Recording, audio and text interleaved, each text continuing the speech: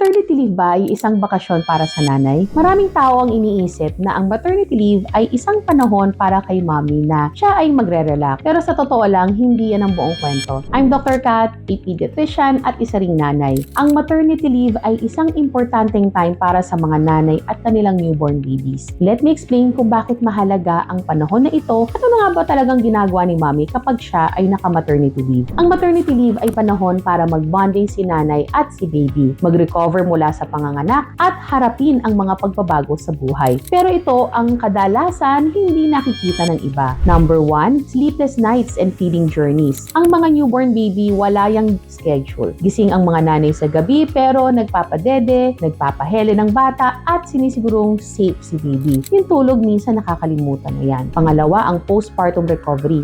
Ang panganak ay hindi biro. Kailangan ng nanay ng panahon para gumaling physically and emotionally. Whether normal delivery or C-section, mahalaga ang recovery na ito para sa kanilang kalusugan. Number 3 is going through changes in relationships and parenting. Ang panganganak, it changes everything. Parenthood changes everything. Kailangan ng teamwork at suporta ng mag-partner para kayanin ang bagong responsibilidad at challenges in the family. Number 4, worrying about finances. Ang diapers, pagkain, baby supplies, medical bills at iba pang gastos hindi mura magpalaki ng baby. At para sa ibang pamilya, ang maternity leave ay pwedeng maging source ng financial stress. Lalo na kung si mommy ay tumigil sa pagtatrabaho at naging single income sila o kaya naman siya ay isang single mom. Nariyan din ang roller coaster of emotions at hormones. Dagdag pa dito ang hormonal changes na nararamdaman ng nanay. Kaya minsan, sabay-sabay ang lungkot, pagod at saya. Pero sa kabila ng lahat, ang pagmamahal ng nanay kay baby ang nagbibigay ng lakas sa kanya. Kaya next time na may magsabi na ang saya siguro ng maternity leave, remind them, hindi ito bakasyon. Ito ay isang full-time, life-changing role. Kaya mga mommy, saludo kami sa inyo. You're shaping the future. Suportahan din po natin ang mga nanay sa panahon na ito. Muli, ako po si Dr. Kat.